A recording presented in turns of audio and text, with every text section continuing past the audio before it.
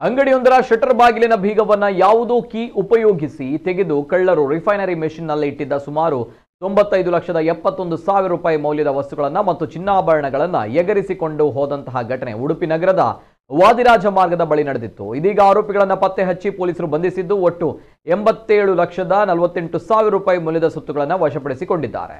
ಶುಭಂ ತಾನಾಜಿ ಸಾತೆ, ಪ್ರವೀಣ ಅಪ್ಪ ಸಾತೆ, ನೀಲೇಶ ಬಾಪು ಕಸ್ತೂರಿ, ಸಾಗರ ದತ್ತಾತ್ರೇಯ ಖಂಡಗಾಲೆ, ಭಾಗವ ರೋಹಿತ್ ಶ್ರೀಮಂತ್ ಬಂಧಿತ ಆರೋಪಿಗಳು. ಸೆಪ್ಟೆಂಬರ್ 8ರಂದು ವೈಭವ್ ಮೋಹನ ಘಾಟೆಗೆ ಎಂಬುವರು ತಮ್ಮ ಅಂಗಡಿಯನ್ನ ಮುಚ್ಚಿ ಶಟರ್ ಬಾಗಿಲಿಗೆ ಬೀಗ ಹಾಕಿ ಹೋಗಿದ್ದು ಬೆಳಗ್ಗೆ ಬಂದು ನೋಡಿದಾಗ ಕದಿಮರು ಕೈಚಳಕ ತೋರಿಸಿ ಲಕ್ಷಾಂತರ ಮೌಲ್ಯದ ಸೊತ್ತುಗಳನ್ನು ಎಗರಿಸಿರುವುದು ಬೆಳಕಿಗೆ ಬಂದಿದೆ.